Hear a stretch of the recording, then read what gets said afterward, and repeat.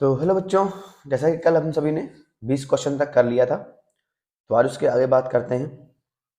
कल थोड़ा technical issue हो गया था, इसलिए मैं 20 के आगे नहीं कर पाया था।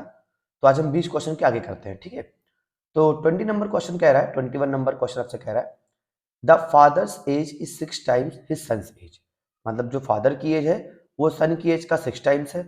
4 year hence the age of father will be 4 times his son's age. मतलब आज के 4 साल बाद जो फादर की एज है वो बेटी की एज का 4 गुना हो जाएगा। The present age of son and father are respectively. तो प्रेजेंट एज कितना है, तो यहां देखिए, यहां से कह रहा है 6 टाइम्स, ठीक है, सन की एज का। तो अगर हम सन की एज को x ले लें तो फादर की एज कितनी हो जाएगी, फादर की एज हो जाएगी 6x। ठीक, अब आप ऑप्शन में देखो तो ये भाई ऑप्शन ये भी आपका हो सकता है, ये हो नहीं सकता क्योंकि यहाँ आपका 8 गुना दिया हुआ है, पॉसिबिलिटी नहीं है। अब अगर हम आपका 5 और 6 लेके चले तो कह रहा है भाई 5 भी आपका 6 गुना तो वही है। अब 4 साल के बाद, तो 4 अगर मैं इस ऑप्शन को लेके चलूं 5 और 30 को, अगर मैं 5 और 30 को लेके चलूं, सॉरी भाई,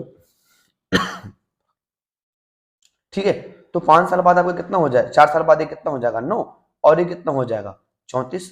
तो क्या 4 गुना हुआ, बिल्कुल नहीं हुआ, ये ऑप्शन नहीं होगा। फिर अगर हम आपका 6 और 36 को 36 लेकर चले तो ये 6 भी आपका 6 गुना ही है। अगर दोनों में आप 4 4 जोड़ दो तो ये हो जाएगा 10 और ये हो जाएगा 40। अब क्लियरली यहाँ पे दिख रहा है कि फादर क्या है, सन की एज का 4 गुना हो गया, यानी ये ऑप्शन हमारा सही हो जाएगा। तो ऑप्शन नंबर सी हमारा यहाँ पे करेक्ट हो जाता है। चलिए आगे बढ़ते हैं अगले क्वेश्चन की तरफ। अगला हमसे कह रहा है the sum of the digits of a 2 digit number is 9। ये एनसीईआरटी का क्वेश्चन है। The sum of digit of a 2 digit number is 9। 2 digit के नंबर है, उनका सम आपको कितना दे दिया है, 9 दे दिया है, ठीक है। फिर कह रहा है if 27 is added to it the digits of the number get reversed. तो नंबर क्या होती है, रिवर्स हो जाती है। तो अब क्या करते हैं, द नंबर इज, नंबर कौन सी है। तो यहाँ पे हमको ये नहीं देखना कि भाई कौन सा नंबर आपको दिया हुआ है, हम अभी क्वेश्चन नहीं बनाएंगे, हम कोई भी क्वेश्चन नहीं बनाने वाले, हम सीधे आपका लगाने का प्रयास करेंगे। तो देखो कैसे लगाएंगे सीधे, भाई 2 डिजिट के नंबर का सब 9 है, तो यहाँ पर भी 9 हो रहा है, यहाँ पर भी 9 हो रहा है, और यहाँ पर भी 9 है, यहाँ पर भी 9 है, ये तो हमारा काम बन जा रहा है। अब क्या करते हैं, 27 ऐड करके देखते हैं। तो अगर आप इसमें 27 ले लो और 27 आप ऐड करो तो ये क्या बन जाएगा 54। रिवर्स हुआ, नहीं हुआ, नहीं होगा। 72 ले लो, 72 में आप 27 ऐड करो तो आपका क्या जाएगा 9 और 9, रिवर्स हुआ, नहीं हुआ। 45 ले लो, 45 में 27 ऐड करो तो ये आपका जाएगा 7 5 12 2 1 4 2 6 1 7, रिवर्स हुआ, नहीं हुआ। 36 ले लो और 27 ऐड करो तो क्या आ जाएगा 3 और 3 2 5 1 6। अब यहाँ देखो रिवर्स हो गया, यानी जो पहले 36 था अब क्या हो गया 63 हो गया, यानी कि हमारा रिवर्स भी हो जा रहा है और 3 और 6 आपका 9 भी हो जा रहा है। 3 6 9 भी हो गया और 27 ऐड करने पे रिवर्स भी हो गया, यानी ऑप्शन नंबर डी हमारा सही हो जाएगा, ये आपका एग्जैक्ट आंसर हो जाएगा। आगे बढ़ते हैं क्वेश्चन नंबर 23 की तरफ। ये देखो आ गया, आपसे मैंने पहले क्वेश्चन बात की थी ना कि इनकंसिस्टेंट और कंसिस्टेंट पूछ सकता है, तो आ गया। देखिए आप लीनियर इक्वेशन आपको दिया हुआ है 2x प्लस 3y प्लस 5 और 4x प्लस 6y प्लस 10। दो आपको इक्वेशन दिए हैं, एक दिया है 2x, है ना, 2x plus 3y equal to 5 और एक दिया है 4x plus 6y equal to 10। हमको बताना है कि ये कैसी है, कंसिस्टेंट है कि आपका इनकंसिस्टेंट है, डिपेंडेंट है, नन ऑफ दिस। देखो नन ऑफ दिस तभी आएगा जब ये वाला केस बनेगा, ठीक है। तो यहाँ आपको ध्यान रखना, यहाँ पे ऑप्शन आपको चेक करना पड़ेगा, वो तो ठीक है, बट यहाँ पे हमको सॉल्व भी करना पड़ेगा। तो आप पहले क्या करो, निकाल के देखो भाई, तो क्या होता है a1/a2 तो 2/4 इक्वल टू क्या मिल जाएगा 1/2, फिर b1/b2 3/6, ये क्या हो जाएगा 1/2, और फिर आपका -5/-10 ये कितना हो जाएगा 1/2।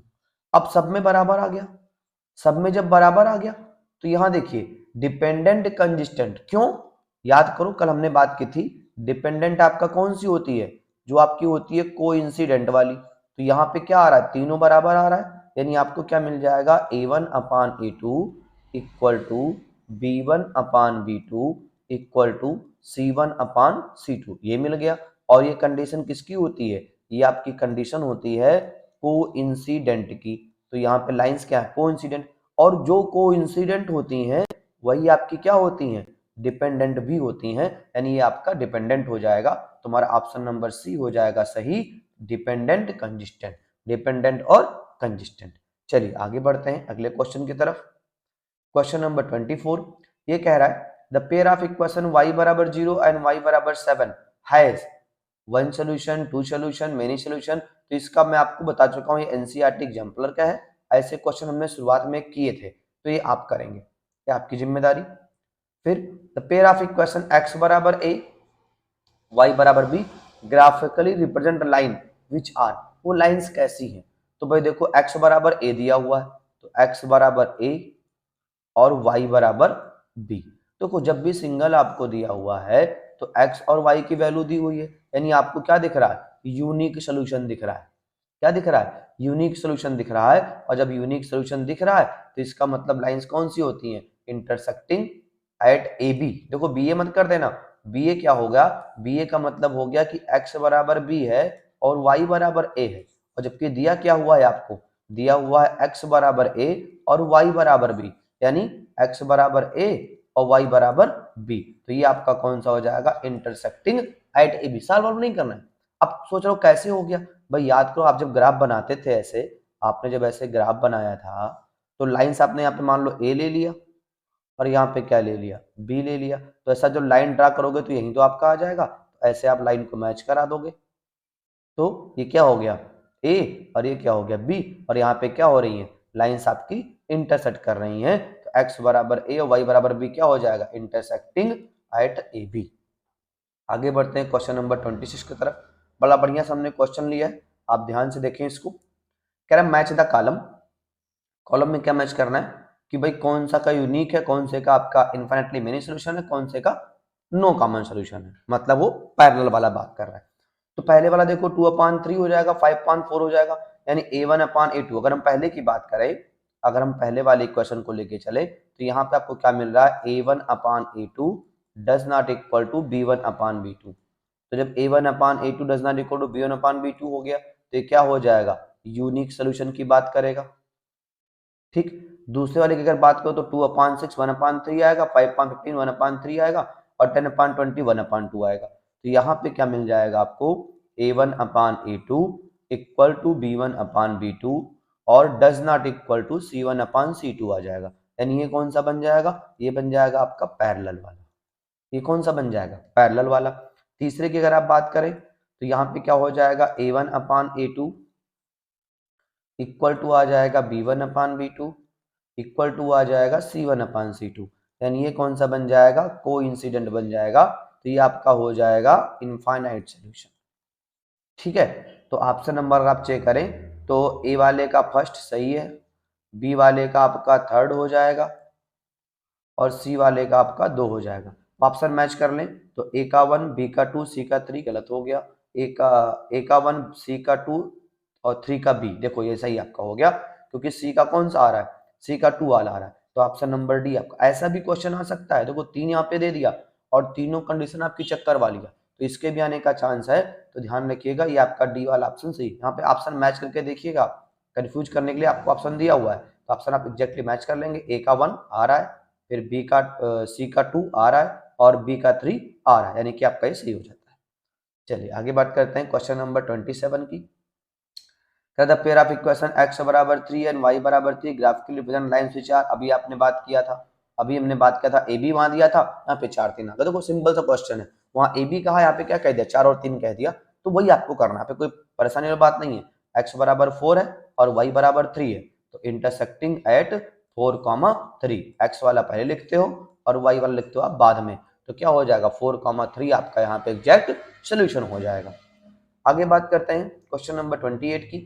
तो कह रहा है a1 x plus b1 y plus c1 equal to 0, a2 x b2 y plus c2 equal to 0 where a b c are real numbers। ठीक है, a1 square plus b1 square does not equal to 0 and a2 square plus b2 square does not equal to 0 is called। अब याद करो यहाँ पे तो ना सीधे आपको डेफिनेशन दे दिया।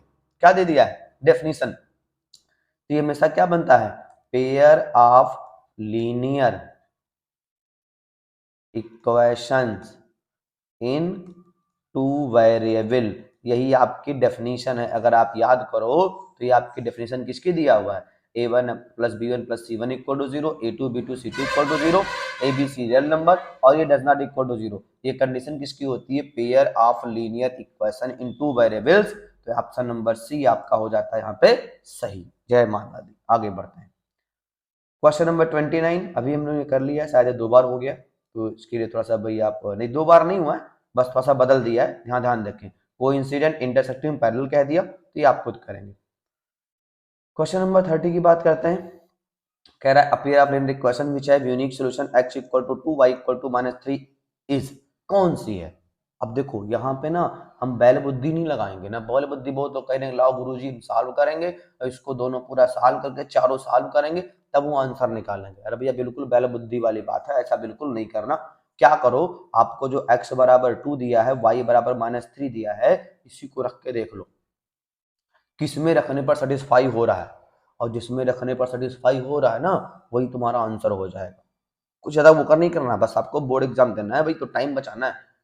आप टाइम को कैसे बचाओ ये भी ध्यान रखना है कि लिखने के साथ साथ सॉल्व करने के साथ साथ आप टाइम को कैसे बचाओ, क्योंकि जो टाइम आप यहाँ पे बचाओगे वही आप आगे इन्वेस्ट कर सकते हो बड़े वाले क्वेश्चंस में, 4 नंबर वाले में। और 4 तो आएगा नहीं, 3 और 5 वाले में आप इन्वेस्ट कर सकते हो। तो यहाँ आपको टाइम बचाना है, और जितना टाइम आप यहाँ बचा लोगे ना उतना आगे आप इन्वेस्ट कर सकते हो। तो इसका भी ध्यान रखें कि यहाँ आप जितना टाइम बचा पाए उतना बचाएं, जितना तेजी से क्वेश्चन कर पाए उतना तेजी से करें, सही होने के साथ साथ। ऐसा नहीं कि खाली बस जल्दी में आपको झोंक देना है, गलती हो जाए, नहीं, गलती नहीं करना है, कंडीशन ध्यान रखना है। तो भाई क्या कह रहा है, x इक्वल टू आपको दिया है 2 और y इक्वल टू दिया है -3। ठीक है, रख के देखो, अगर पहले में रखें x equal to 2 y equal to 3, अगर पहले वाले की बात करें तो आप रखोगे 2 और -3 बराबर -1 आ रहा है, यानी ये वाला सेटिस्फाई हो गया। उसमें अगले में रख के चेक करो तो 2 इंटू 2 -3 इंटू -3, तो ये क्या हो जाएगा 4 + 6 बराबर 10, जबकि किया दिया क्या हुआ है -5, ये गड़बड़ हो गया, यहाँ काम नहीं बना हमारा।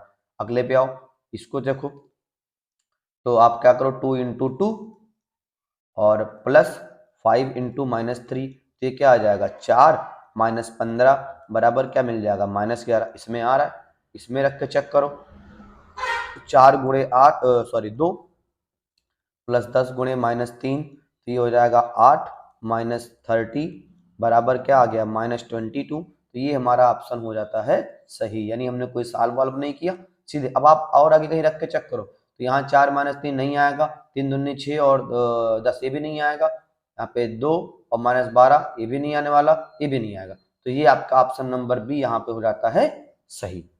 आगे बढ़ते हैं क्वेश्चन नंबर 38 की तरफ, 31 की तरफ, सॉरी भाई। ये क्वेश्चन आपका एनसीईआरटी एग्जाम्पलर का है और शायद रिपीट हो गया है, तो इसको आप खुद कर लीजिएगा। अभी हमने बात किया था ना 6 टाइम्स वाला सन एज वाला, तो एनसीईआरटी एग्जाम्पलर का है तो मैंने दिया था, लेकिन फिर शायद रिपीट हो गया, तो ये आप खुद कर लीजिएगा प्लीज। और ये देख ले, हाँ यहाँ देखिए कह रहा if x equal to a y equal to b is the solution of pair of linear equation this and this, then the respective value of a and b। तो ये भी शायद रिपीटेड क्वेश्चन है, लेकिन देख लो यहाँ पे क्या कह रहा है भाई, a माइनस बी आपका क्या है, a और b क्या है सोल्यूशन है, तो जहाँ पे x है वहाँ a रखो, y की जगह b रखो, तो क्या मिल जाएगा a minus b equal to 2, और अगर यहाँ रखें तो a plus b equal to 4, add कर दो, ये कैंसिल हो जाएगा, ये मिल जाएगा 2a इक्वल टू हमको क्या मिल जाएगा 6, तो a इक्वल टू क्या मिल जाएगा हमको 3, a मिल गया 3, तो यहाँ पे रख दो तो हो जाएगा 3 माइनस बी इक्वल टू 2, या माइनस बी इक्वल टू -1 बचेगा, तो b इक्वल टू क्या बच जाएगा 1, यानी 3,1 आपका देखो कहीं पे है, ये सी नंबर ऑप्शन आपका सही हो जाता है, यानी 3,1 हमारा आंसर हो जाएगा। ठीक है, आगे बढ़ते हैं क्वेश्चन नंबर 33 की तरफ। हाँ, अब यहाँ देखो बेटा, कह रहा था difference between a 2 digit number and the number obtained by interchanging the digit is 27। मतलब दो नंबर है 2 डिजिट की, उसमें एक नंबर और उसके नंबर को रिवर्स करके जो नंबर आएगा उन दोनों का जो डिफरेंस है वो आपको दिया हुआ है 27। What is the difference between the digits of the number, तो उन डिजिट्स के नंबर का डिफरेंस क्या होगा। तो यहाँ आपको बेटा ऑप्शन से नहीं लगा पाओगे, क्योंकि यहाँ आपको ऑप्शन वाला खेल नहीं दिया, नंबर की बात ही नहीं किया, यहाँ पे डिफरेंस की बात कर लिया। तो जब डिफरेंस की बात कर लिया तो हम ऑप्शन से नहीं लगा सकते, हमें खेला हो जाएगा, तो हमको यहाँ पे लगाना पड़ेगा। तो वो पूरा नहीं सॉल्व करना, जुगाड़ सॉल्व करना है। देखो अगर मैं 2 डिजिट की नंबर लिखूं तो आपने कई बार लिखा हुआ यही आता है 2 डिजिट की नंबर, माइनस क्या करना है digit number and the number obtained by interchanging the digit, मतलब जो आपने नंबर लिया है उसके डिजिट को इंटरचेंज कर दो। तो जहां x था वहां क्या कर दो, y कर दो, और जहां y था यहाँ का कर दो x, मैं आप ब्रैकेट लगा देता हूँ, प्लस यहाँ y कर दो, और इनका डिफरेंस क्या दिया आपको 27 दे दिया। ये हो गई हमारी ओरिजिनल नंबर, और ये हो गई नंबर कौन सी, जो हमको इंटरचेंज करने पे मिल रही है। अब अगर इसको हम सॉल्व करें बेटा, तो ये हमारा हो जाएगा 10y plus x minus 10x और माइनस वाई इक्वल टू मिल जाएगा आपको 27। अब ये हमारा कितना मिल जाएगा 9y और माइनस 9x इक्वल टू 27। तो ये हमारा मिल जाएगा 9 ले लो कॉमन आप, तो y minus x equal to क्या मिल जाएगा ये 27, 9 3 जा 27। तो y माइनस एक्स क्या मिल गया 3, और हमसे पूछा क्या हुआ था, पढ़ो क्वेश्चन एक बार, what is the difference between the two digits, और डिफरेंस दोनों डिजिट के बीच का मिल गया नहीं मिल गया, दोनों डिजिट के बीच का डिफरेंस आपका कितना हो गया 3 हो गया। तो ऑप्शन नंबर डी आपका हो गया सही। हमने पूरा नहीं सॉल्व किया, बस थोड़ा सा दिमाग लगाया, एक्स वाई नहीं निकाला है, हमको डिफरेंस कहा था, हमने सीधे डिफरेंस निकाल लिया। यही छोटी छोटी बातें आपको ध्यान रखनी है ना, इन छोटी छोटी बातों को अगर आप ध्यान रखोगे तो आपका बड़ा आसानी से हो जाएगा। तो इन्हीं छोटे छोटे पॉइंट्स को आपको ध्यान रखना है, ये बात ध्यान रखिए। चलिए आगे बढ़ते हैं क्वेश्चन नंबर 34 की तरफ। ये कह रहा है the pair of equations ax plus 2y equal to 7, 3x plus by equal to 16 represent parallel lines if, ये पैरेलल कब होगा, पैरेलल कब होगा, तो याद करो पैरेलल की कंडीशन क्या थी, पैरेलल लाइन की कंडीशन क्या थी, if a1 upon a2 equal to b1 upon b2 और does not equal to c1 upon c2। ये क्या है, पैरेलल की हमारी कंडीशन है। अब जब ये पैरेलल की कंडीशन है तो यहाँ देखो भाई a1 के जगह पे आपको क्या दिया है, a दिया है, और a2 जगह पे 3 दिया है, b1 की जगह पे आपको 2 दिया है, और b2 की जगह पे क्या दिया है, b दिया है। तो रख देते हैं a upon 3 equal to 2 upon b। अब अगर आप क्रॉस मल्टीप्लाई कर दो तो ये क्या मिल जाएगा आपको, क्रॉस अगर मल्टीप्लाई करें तो a अपान 3 और 2 अपान b, तो ये मिल जाएगा A B equal to 6। A B equal to cross multiply किया मैंने इसको इससे और इसको इससे, ए बी इक्वल टू 6 कहीं दिख रहा है, ये ऑप्शन नंबर डी में आपको दिख रहा है, ए बी इक्वल टू 6 क्या होगा, हमारा सही वाला आंसर हो जाएगा। कोई खास बात नहीं है, बस कंडीशन आपको ध्यान रखना। देखो मोस्टली क्वेश्चन कहाँ से आएंगे आपके, जो मोस्टली क्वेश्चन हैं वो इसी पर बनेंगे, क्योंकि जो बाकी क्वेश्चन होते हैं ना एज वाले वो बहुत बड़े हो जाते हैं सॉल्व करने में, लेकिन ये क्वेश्चन बड़े ट्रिकी होते हैं, आसान भी होते हैं। तो ज्यादातर एनसीईआरटी मतलब बोर्ड वाले क्या करते हैं, इन्हीं पे क्वेश्चन बनाते हैं, ऐसे छोटे छोटे क्वेश्चन दे देंगे, तो ट्रिक आपको लगाना, आप देखोगे ए एक्स दिया है बी एक्स दिया, डर जाओगे, डरना नहीं है ना, ध्यान रखना है। ये बहुत आसान है, एमसीक्यू बहुत आसान होता है, बस ऑप्शन को पकड़ के रखना होता है, या आपको जो कंडीशन लगा, तो हमने कंडीशन आपको याद होनी चाहिए, कंडीशन हमको याद होनी चाहिए, उससे काम बिना उसके काम नहीं बनेगा। तो कंडीशन हमको याद थी, हमने फटाक से क्या क्या लगा दिया। आगे बढ़ते एक लास्ट क्वेश्चन हमारा आज के सेशन का लास्ट क्वेश्चन है, कह रहा है the equations ax plus by plus c equal to 0 and dx plus ey plus c equal to 0 represent the same straight line if. ये सेम स्ट्रेट लाइन कब शो करेंगे, अच्छा सेम स्ट्रेट लाइन होता कब है, जब वो कोइंसिडेंट हो जाए, क्या हो जाए, कोइंसिडेंट हो जाए। तो भाई यहां देखो c जो c के बराबर है ही है, c के बराबर है, यानी कि आपका सेम इक्वेशन का कंडीशन क्या है, a1 upon a2 equal to होना चाहिए b1 अपान b2 के, और इक्वल टू होना चाहिए c1 अपान c2 के।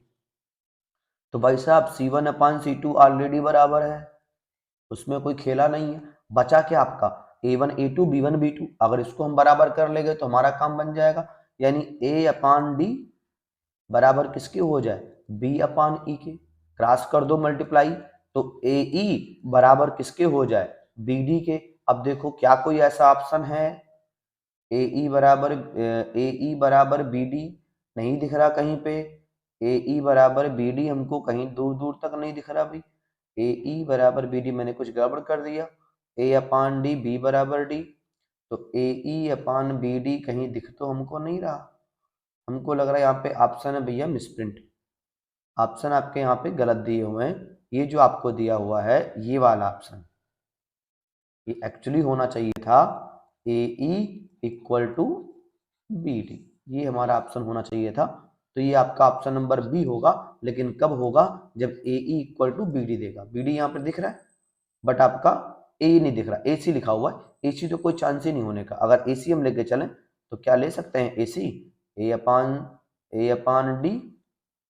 अपान D equal to C upon सी ले, कट जाएगा, ए बराबर डी हो जाएगा, ए बराबर डी हो जाएगा। और जब ए बराबर डी हो जाएगा तो हमारा कोई काम नहीं बनेगा। ए बराबर डी से एक और चेक कर लेते हैं ना, पता नहीं कोई ऑप्शन मैच ही कर जाए। तो A upon D equal to B upon E equal to C upon C. यहाँ से हमको क्या मिल जाएगा? ए ई बराबर एक तो मिल जाएगा बी डी, और एक क्या मिल जाएगा? ए सी बराबर डी सी। तो ए बराबर किसके मिल जाएगा? डी के। तो ए की जगह हम डी कर सकते हैं, और क्या बी के जगह पे हम ई कर सकते हैं? नहीं नहीं नहीं, वही ऑप्शन सही हो जाएगा। ठीक है, वही आपका सही हो जाएगा। तो भाई आज का हमारा सेशन था, जो आपके कल के 15 क्वेश्चन बच गए थे वो भी हमने शामिल कर लिए। अब इससे बाहर नहीं आना यार, इसी टाइप का कोई ना कोई क्वेश्चन बन जाएगा, पूरा पक्का उम्मीद है। हर टाइप का तो हमने कर लिया, एज वाला कर लिया, फ्रैक्शन वाला कर लिया, और आपका स्पीड वाला कर लिया, यूनिक और उसका कर लिया, तो कोई बचा नहीं हुआ है। ठीक है, और आप लोग भाई अगर लग रहा है मैं मेहनत कर रहा हूँ तो प्लीज जो लोग चैनल पर नए हैं सब्सक्राइब कर लें, और प्लीज वीडियो को लाइक तो कर दिया करो यार। लाइक करना थोड़ा अच्छा लगता है ना, अंदर से एक एनर्जी आती है कि हाँ भाई मैं अच्छा पढ़ा रहा हूँ। तो कृपया यार लाइक तो कर दो, मतलब देख लेते हो लाइक भी नहीं करते हो, लाइक तो करना बनता है यार। कौन सा उसमें पैसा आपका लगना है? कुछ लगना भी नहीं है, तो कम से कम एक लाइक तो मार दिया करो। ठीक है, चलिए थैंक यू, फिर मिलते हैं अगले क्लास के साथ।